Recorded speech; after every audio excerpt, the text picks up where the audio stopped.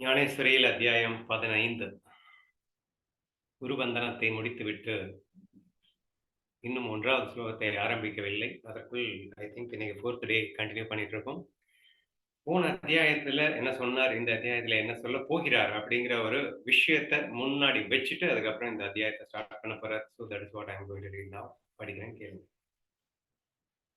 14வது அத்தியாயத்தின் முடிவில் மோட்சதாதாவான ஸ்ரீகிருஷ்ணன் நிர்ணயித்து வைத்த விஷயம் எதுவோ அதுவே இந்த 15வது அத்தியாயத்தில் விஸ்தரிக்கப்படுகிறது. அவ்விஷயம் என்னவென்றால், அதாவது நான் ஏற்கனவே சொல்லிட்டேன், 13, 14 and 15 are extremely important adhyas because it has been explained about the ஞான யோகா. ஞான யோகத்தை பற்றிய, உயரிய ஹையர் நாலேஜை பற்றிய, ஆத்ம தத்துவத்தை பற்றிய, the secret of all secrets என்று அழைக்கப்படுகின்ற ஆன்ம ரகசியங்களை வெளிப்படுத்தக்கூடிய ஒரு அத்தியாயங்கள் இந்த 13, 14, 15. ஸோ அப்ப இந்த அத்தியாயத்தை ஸ்டார்ட் பண்ணும்போது, போன அத்தியாயத்துல என்ன சொல்லி கொடுத்தாரோ அதே தாண்டா இன்னும் விஸ்தாரமா உனக்கு சொல்லி தர போறார் அப்படின்னு சொல்லிட்டு இந்த அத்தியாயத்தை ஸ்டார்ட் பண்றாரு. இன்னொரு விஷயத்தையும் சேர்த்து சொல்றாரு. ஆக்சுவலா எந்த அத்தியாயத்துல நீங்க படிச்சாலும் உனக்கு இந்த கர்மயோகத்தின் வழியாகவே உனக்கு மோட்சம் கிட்டும் அப்படின்னுவார். அப்புறம் பக்தினால் மட்டும்தான் மோட்சம் கிட்டும் அப்படின்னுவார். இப்போ இந்த அத்தியாயங்களை பார்க்கும்போது ஞான யோகத்தினால் மட்டுமே மோட்சம் கிட்டும் அப்படிங்கிற ஒரு விஷயத்தையும் சொல்லுவார். சரியா? அல்டிமேட்லி இந்த கர்மயோகம் விஸ்வரூப பக்திக்கும் ஞானத்துக்கும் வித்தியாசம் இல்லை. சும்மா நார்மலா பக்தி பண்றதுக்கும் கர்மயோகம் இது எல்லாமே preliminary practices which is 100% essential to remove. அதாவது அதெல்லாமே ஒரு முன்னோட்டமான சில பயிற்சிகள், முயற்சிகள், இவைகள் எல்லாம் நம் சித்தத்தை அல்லது மனதை சுத்திகரிப்பதற்கு மிகவும் அவசியமானதாக இருக்கின்றது. இந்த உயரிய ஞானத்தை நம் உள்ளே கொண்டு போய் சென்று அதுவாக மாறுவதற்கு கண்டிப்பாக அதெல்லாம் அவசியமானதாகத்தான் இருக்கிறது. ஸோ ஒரு முழுக்க ஒரு வைராகியத்தை பற்றி உலக ஆசைகளிலிருந்து விடுபட்டு ஒரு பரிசுத்த மனம் பெற வேண்டியதற்கு அவைகள் எல்லாம் அவசியமானதாக தான் இருக்கப்படுகிறது. ஸோ தர்ஃபோர் இது உசத்தி, இது தாழ்த்தின்னு எங்க எதுவும் சொல்ல வேண்டிய அவசியம் இல்லை. பட் ஞானம் ஒன்றுதான் இறுதியாக நீ யார் என்று உணர்ந்து நீயாக ஆக போறது. ஏன்னா நீ யாருன்றத நீ மறந்துட்ட அப்படின்னா அது அஜ்ஞானம்னு சொல்றோம். அப்ப நீ யாருன்னு புரிஞ்சுக்கணும்னா ஞானத்தால தான் மட்டும்தானே முடியும். அப்ப அதனால இந்த ஞானம் தான் உனக்கு கை கொடுக்கும் அப்படின்றத சொல்லிட்டு, பட் இந்த ஞானம் கை கொடுக்கணும்னா அதுக்கு முன்னாடி உனக்கு இந்த வைராகியம் வரும். வைராகியம்னா ஒண்ணும் இல்ல, உலகியல் ஆசைகளிலிருந்து விடுபட்ட தன்மை. எதில் மேலேயும் ஆசையே வரக்கூடாது. அந்த மாதிரி ஒரு தன்மை உனக்கு ஏற்பட்டா மட்டும்தான் நீ யாருங்கிறத உன்னால ரியலைஸ் பண்ண முடியும் அப்படிங்கிற விஷயத்த சொல்லி, அப்போ ஞானத்தின் பெருமையை வர்ணித்து விட்டு அடுத்து டக்குன்னு என்ன சொல்றாருன்னா, உலகத்தின் அனித்தியத்தை பத்தி பேச போறாரு. ஏன்னா மனசுக்குள்ள வைராகிய நிர்ணயம் ஆகணும்னா இந்த உலகம் இல்லைங்கிறது உனக்கு புரியணும். இந்த உலகம் உண்மையில் துக்கம் என்று புரியணும், அல்லது இல்லைன்னு புரியணும். அது இல்லாம கண்டிப்பா உனக்கு ஆசை போகாது. ஸோ தேர்ஃபோர் நான் இந்த உலகத்தை நான் வர்ணிக்கக்கூடிய அந்த வர்ணையின் வாயிலாக இந்த உலகத்தின் அனித்தியத்தை புரிந்து வைராகியத்தை வளர்த்து பின் வழக்கம் போல இந்த ஞானமே அனைத்தும், ஞானத்தின் வாயிலாக அனைத்தும் நானே என்ற அந்த அற்புத விஷயத்தை புரிந்து கொள்ளும் முயற்சி இந்த அத்தியாயத்தில் விஸ்தரிக்கப்படுகிறது. ஓகேவா? 100 யஞங்கள் செய்தவனுக்குத்தான் சொர்க்கலோகத்தியம் கிடைக்குமோ அப்படியே ஞானம் அடைந்தவனுக்குத்தான் முக்தி கிடைக்கும். இப்போ ஞானத்தால் மட்டும்தான் முக்தி கிடைக்கும்னு சொல்றதுக்காக ஒரு 4-5 எக்ஸாம்பிள். ஸோ இந்த இதை விஷயம் பண்ணாதான் இது கிடைக்கும் அப்படின்னு சொல்லிட்டு செட் ஆஃப் ரூல்ஸ் இருக்கு இல்லையா? சொர்க்கலோகம் போகணும்னா இதெல்லாம் பண்ணணும், இதெல்லாம் பண்ணா அங்கே இந்த இந்திர பதவி கிடைக்கணும்னா இதெல்லாம் பண்ணணும். ஸோ லைக் தட் வேதத்துல சொல்லப்பட்டிருக்கு. ஸோ அந்த மாதிரி நீ ஞானி ஆகணும் அப்படின்னா, சரி முக்தி ஆகணும்னா ஞானம் தான், ஞானத்தால் மட்டும்தான் முக்தி கிடைக்கும் அப்படிங்கிற எக்ஸாம்பிள்ஸ் சொல்றாரு. 100 யஞங்கள் செய்தவனுக்குத்தான் சொர்க்கலோக பிராப்தி கிடைக்குமோ அப்படியே ஞானம் அடைந்தவனுக்குத்தான் முக்தி கிடைக்கும் என்பதே எவன் ஜென்மங்கள் தோறும் பிராமண கர்மங்களையே செய்து கொண்டு 100 ஜென்மங்களை கழித்து விடுவானோ அவனே பிரம்ம பதவியை அடைவதற்கு தகுந்தவன் ஆவது போலே. பிரம்மா, விஷ்ணு, சிவன் அப்படின்னு எல்லாம் கேள்விப்பட்டிருப்பீங்க. இதெல்லாம் மாயாக்குள்ள இருக்கக்கூடிய வேரியஸ் லெவல்ஸ். சரியா? அந்த பிரம்ம பதவியை அடைகிறதுக்கு என்ன பண்ணணுமா? 100 ஜென்மங்கள் தோறும் பிராமண கர்மங்களை செய்து கொண்டு 100 ஜென்மங்களை கழிக்க வேண்டும். சரியா? பிராமண கர்மங்களையே செய்து கொண்டு 100 ஜென்மங்கள் கழிச்சா நீ பிரம்ம பதவியை அடையலாம். அதே போன்று கண் பார்வையுள்ளவனே சூரியன் பிரயோஜனத்தை அடைவது போலே. சூரிய பிரகாசத்தை பார்க்கணும்னா கண்ணு பார்வை இருக்கணும். அந்த மாதிரி ஞானம் இருந்தாதான் மோட்சம் கிடைக்கும். ஞானம் தான் மோட்சத்தை கொடுக்கும் அப்படின்னு சொல்றதுக்கு இது எல்லாமே எக்ஸாம்பிள்ஸ் மட்டும் நீங்க புரிஞ்சுக்கிட்டா போதும். எல்லாம் பண்ணாதான் அது கிடைக்கும்னு இருக்குல்ல போல. அந்த மாதிரி ஞானம் இருந்தாதான் மோட்சம் கிடைக்கும் அப்படின்னு எக்ஸாம்பிள்ஸ் எல்லாம் இவைகள் எல்லாம் என்று புரிந்து கொள்ளுங்கள்.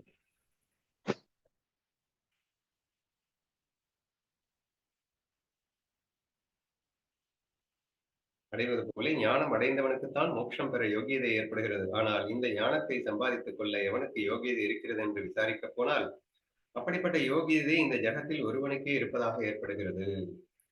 ஞானத்தில் மட்டும்தான் மோட்சம் வரும். அப்படிப்பட்ட ஞானத்தை அவனுக்கு சம்பாதிக்கிறதுக்கு யோகியதை இருக்கு. ஞானம் இருந்தா மோட்சம் கிடைக்காது. ஞானம் யாருக்குடா வரும் அப்படின்னு சொல்லிட்டு யோசிக்க போனா எல்லாருக்கும் கிடைக்கிற மாதிரி தெரியல. ரொம்ப குறைவான பேருக்கு தான் கிடைக்கிற மாதிரி தெரியுது. ஒருவனுக்கே அப்படின்னா யாருக்கு கிடைக்கும் அப்படின்றத எக்ஸ்பிளைன் பண்றதுக்காக அது ஒருவனுக்கே கிடைப்பதாக தெரிகிறது. அந்த ஒருவன் யாருன்னு அடுத்து சொல்றாரு பார்ப்போம்.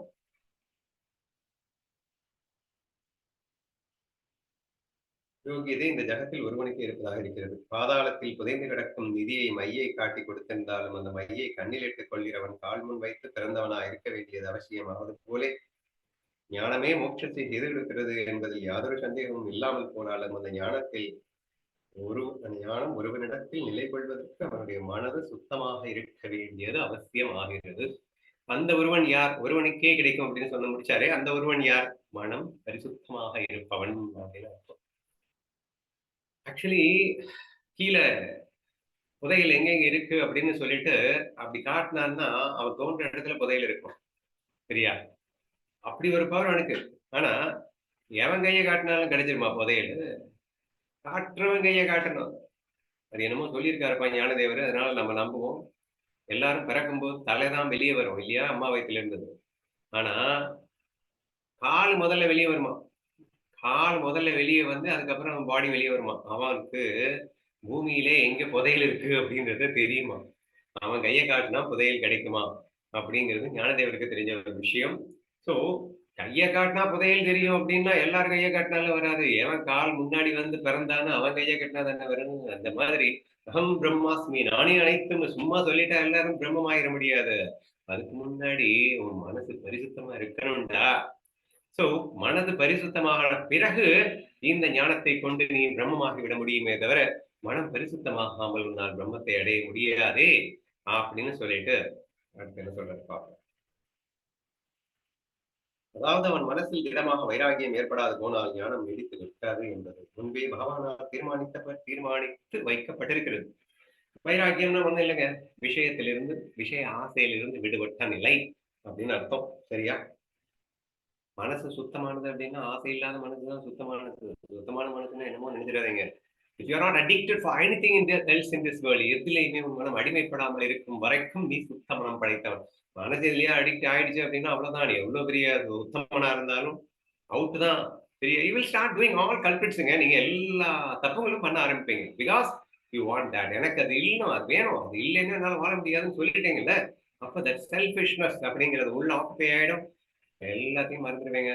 அந்த சுயநலத்துக்காக அந்த அடிக்ஷன்ல இருக்கிற அதாவது அது தீர்க்கிறதுக்கு ஒண்ணும் இல்லைங்க. குடிகாரன் தான் பெஸ்ட் எக்ஸாம்பிள். ஆக்சுவலி அவன் குடிக்க அடிக்காததுக்கு முன்னாடி பாத்தீங்கன்னா உத்தமனா இருப்பான். One of the my friend is the best example. ஹானஸ்ட்னா ஹானஸ்ட், அப்படி ஒரு ஹானஸ்ட். ஸோ அடுத்தவங்கள பணத்துக்கு ஆசைப்படுறது, அடுத்தவங்க பணத்தை ஏமாத்தி சாப்பிடுறது அப்படின்னு கற்பனையில கூட நினைக்க முடியாத ஆள் அவன். என்னுடைய உயிர் தோழன். ஈகை குணம் கொண்டவன். எனக்காக வாரி வாரி பணத்தை இறைப்பவன். ஒரு காலகட்டத்துல ஃபுல்லா குடிக்க அடிக்ட் ஆனதுக்கு அப்புறமா என்கிட்ட வர்றான். என் யார்கிட்ட போய் சொன்னாலும் என்கிட்ட போய் சொல்றத அவனால ஜீரணிக்கவே முடியாது. Such a close friend from எல்கேஜின்னு வச்சுக்கோங்களேன். ரூ. 100 வேணும் வண்டிக்கு பெட்ரோல் போடுறதுக்கு காசு இல்ல. நான் போயிட்டு அப்புறமா அனுப்புறேன் அப்படிங்கிறான். ஒண்ணும் அனுப்ப வேண்டாம் இந்தாடா வச்சுக்கோ அப்படின்னு குடுத்துட்டேன். எங்களுடைய ரிலேஷன்ஷிப் எந்த அளவுக்கு இருக்கும் அப்படின்னா, I have full rights to even அவன் அடிக்கிறது கூட உரிமை உண்டு. அந்த அளவுக்கு ஒரு ரிலேஷன்ஷிப் இருக்கும். என்கிட்ட அவனால பொய் சொல்லவும் முடியாது. பொய் சொல்ல அந்த தகுதியும் இருக்காது. பட் என்ன பண்ணிட்டான், நேரா அந்த ரூ. 100க்கு போயிட்டு குவார்டர் வாங்கி குடிச்சுட்டு மனசாட்சி ஊத்திட்டு ஃபுல்லா ஊத்திட்டு போதையில பேசுறான். ஸ்ரீகாந்த் நான் ரகு பண்ணிட்டேன். என்னடா உன்கிட்ட காசு வாங்குறது பெட்ரோலுக்கு இல்ல, சரக்கடிக்கிறதுக்கு. சொன்னா திட்டுற, அடிப்ப, உதைப்ப. அதனால பொய் சொல்லி வாங்கிட்டு வந்துட்டேன். பொய் சொன்னாலும் என்னால நிம்மதியா வாழ முடியலையே, உன்னையும் ஏமாத்திட்டேனே அப்படிங்கிறது எனக்கு கொடுமையா இருக்கு. என்ன பண்ணுவேன் நானு? என்ன மன்னிச்சிடு அப்படின்னு சொல்லிட்டு போதையில வளர்றான். சரியா? சரி, வாட் ஐம் கமிங் டு சேனா, நீ எவ்வளவு பெரிய உத்தமனா இருந்தாலும் ஒன்ஸ் ஒரு அடிக்ட் ஆயிட்ட அப்படின்னு சொன்னா உன் உயிர் தோழனை கூட ஏமாற்ற வேண்டிய நிர்பந்தம் ஏற்படுகிறதா இல்லையா? சரி, யார தெய்வமா நீ நினைக்கிறியோ அவனை கூட ஏமாத்துவ நீ. Has got a such a respect for me. But cheat பண்ணும். வேற வழி இல்ல. ஏன்னா addiction. That is the danger of addiction. புரிஞ்சுக்கணும். சரியா? So that is why Kannan சொல்றான் வைராக்கியா. வைராக்கியம்னா எதுலயுமே அடிக்ஷன் இல்லாத தன்மை. எதன் மேலும் ஆசையற்ற தன்மை. இது இருந்தா தான் எனக்கு வாழ்க்கைன்னு எதையுமே நீங்க சொல்லக்கூடாது. அப்பதான் நீங்க ராஜா மாதிரி வாழ முடியுங்க. அடிக்ஷன்னாலே அடிமைத்தனம் தானே. ஒரு அடிமைக்கு எங்க சுயநலம் மட்டும்தான் இங்க இருக்கும். அடிமைனாலே சுயநலம் தான். அதை ஃபுல்ஃபில் பண்றதுக்காக நீ என்ன தப்பு வேணா பண்ண தயாரா இருப்ப. அது உன் மனசாட்சிக்கு விரோதம் என்று தெரிந்தாலும் செய்யக்கூடிய ஒரு அவல நிலை ஏற்படுகிறது என்பதை புரிந்து கொள்ளுங்கள். So therefore, the most dangerous thing in this world is addiction, and that is the culprit, and அதுதான் வந்து கரப்ட் பண்ணி விடுது நம்ம மைண்ட. நம்ம மைண்ட என்னது கரப்ட் பண்ணி விடுதுன்னா அழுக்காக்கி விடுது அப்படின்னு வச்சுக்கோங்க. சரியா? சோ அப்போ வைராகியா என்பது, வைராகியான்னா திருப்பி திருப்பி சொல்லிட்டு இருக்கேன். It's not a strong mind, it is a mind free from likes and dislikes. That is a strong mind automatically இல்லையா? நீங்க லைக்ஸ் அண்ட் டிஸ்லைக்ஸ் இல்லைன்னு ஆட்டோமேட்டிக்கா உங்க மைண்ட் ஸ்ட்ராங்கா தான் இருக்கும். வைராக்கியம் ஏற்படாது போனால் ஞானம் நீடித்து நிற்காது என்பது பகவானால் தீர்மானித்து வைக்கப்பட்டிருக்கிறது. இனி வைராக்கியம் தானாகவே வந்து மனசுக்கு மாலையிடுவதற்கு உபாயம் என்னவென்று சர்வஞனான பகவான் விசாரித்து பார்த்து, அதாவது இந்த வைராக்கியம் அவனுக்குள்ள வரணும்டா. யோசிக்கிறான் கண்ணன், என்ன எழுதணும், அத்தியாயமா எழுதி முடிச்சிட்டோம். இன்னும் அர்ஜுனனுக்கு இல்ல நமக்கு தான். இன்னும் இவங்களுக்கு என்ன கொடுக்கலாம்? ஞானத்தையே கொடுத்ததுக்கு அப்புறம் அதுக்கு மேல கொடுக்கறதுக்கு என்ன இருக்குன்னா, ஞானம் உள்ள போய் வேலை செய்யணும்னா இவனுக்கு உள்ள வைராக்கியம் பிறக்கணும்டா. அந்த வைராக்கியம் வந்தாதான் நம்ம சொல்ற ஞானம் உள்ள போய் வேலை செய்யும் அப்படின்னு சொல்லிட்டு ஒரு அத்தியாயத்தை எடுக்கிறாராம். அதுக்கு பேர் தான் 15வது அத்தியாயமா. சரியா? சோ இவங்களுக்கு எக்ஸ்பிளைன் பண்ற அந்த எக்ஸ்பிளனேஷன்ல அவங்க புரிஞ்சுக்கிற அந்த புரிதல் ஆட்டோமேட்டிக்கா அவங்களுக்கு கம்ப்ளீட் வைராக்கியம் வரணும் என்ற நோக்கத்திலே அந்த கண்ணன் சிந்திக்கின்றான் என்று நம் ஞான தேவர் யோசிக்கிறார். சரியா? ரெண்டு ஒண்ணுதானே.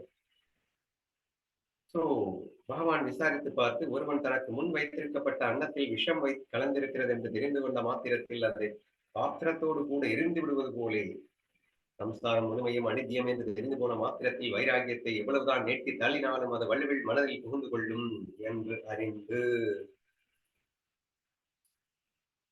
சாப்பாட்டுல விஷயம் கலந்துட்டோம் அப்படின்னு 100% தெரிஞ்சிருச்சுன்னா அது எவ்வளவு டேஸ்டியான ஃபுட்டா இருக்கட்டுங்க, எனக்கு ரொம்ப பிடிச்ச அல்வாவாவே இருக்கட்டும் அல்லது ரொம்ப பிடிச்ச பிரியாணியாவே இருக்கும், what ever it may be, விஷயம் கலந்திருக்குன்னு தெரிஞ்சிருந்தா அப்படியே குப்பையில போடுவியா இல்லையா? அந்த மாதிரி உனக்கு எவ்வளவுதான் இந்த உலகம் பிடிச்சிருந்தாலும் அது அனித்தியம் என்று தெரிந்த மாத்திரத்தில் நீ அதை குப்பையில போட்டுற மாட்டியா? சோ இவங்களுக்கு புரிய வைக்கணும். டேய், இது உன்னை ஏமாத்திட்டு இருக்கு, ஆசை காட்டி மோசம் பண்ணுதுடா, இது உண்மை இல்லடா, இது நிரந்தரம் இல்லடா, இது ஏமாத்திருந்தா அவங்கள அப்படின்னு சொல்லிட்டு அதை அனித்தியத்தை உணர்த்தினால் அவர்கள் ஆட்டோமேட்டிக்காக அது குப்பையில் எரிந்துவிட மாட்டார்களா? கண்ணன் சிந்திக்கிறானா அப்படி நமக்காக. சரியா? வைராகியத்தை அது வள்ளுவில் மனதில் புகுந்து கொள்ளும் என்று வைராகியம் வந்துடும் எப்போ இந்த மாதிரி ஆஹ் உலகம் அனித்தியம்னு நம்ம ப்ரூவ் பண்ணிட்டா அப்படின்னு கண்ணன் சொல்லிக்கிறான். பகவான் சம்சாரத்தின் அனித்தியத்தை நிரூபிக்க தொடங்கி 15வது அத்தியாயத்தின் சம்சாரத்தை ஒரு விருட்சமாக வர்ணித்து அதன் அனித்தியத்தை வகைப்பட்டதென்று விளங்க செய்வார். ஒரு பெரிய மரத்துக்கு எக்ஸாம்பிளா காட்டி இந்த போல அத்தியாயம், அதாவது ஒரு மரத்துல தலைகீழா மரம் இருந்தா எப்படி இருக்கும் அப்படின்னு சொல்லிட்டு இந்த உலகம் எப்படி அனித்தியமாக இருக்கிறது அப்படின்றத நமக்கு இன்டைரக்டா ஒரு எக்ஸாம்பிள் மூலியமா புரிய வைக்கிறது தான் இந்த அத்தியாயம். சரியா? இவ்வகைப்பட்டது என்று விளங்கச் செய்வார். ஒரு மரத்தை வேரோடு பிடுங்கி அதை தலைகீழாக நட்டு வைத்தால் அது சீக்கிரத்தில் உலர்ந்து போகுமே, அப்படிப்பட்டதாக இல்லை இங்கே வர்ணிப்பட்டுள்ள சம்சார விருட்சம். அதாவது பொதுவா இவர் எடுத்த எடுப்பிலேயே வந்து எப்படி வர்ணிக்க போறாருன்னா, ஒரு பெரிய மரத்தை அப்படியே வேரோட பிதுங்கி தலைகீழா வச்சுட்டா எப்படி இருக்கும்னு கற்பனை பண்ண சொல்லுவார். அப்ப என்ன பண்ணுவீங்க நீங்க ஆட்டோமேட்டிக்கா? தலைகீழ வச்சா 2டே நாள்ல ஃபுல்லா வந்து உதிர்ந்து அவ்வளவுதான், செத்து போயிடும், மரம் செத்து போயிடும்ல அப்படின்னு நீங்க சொல்லுவீங்க.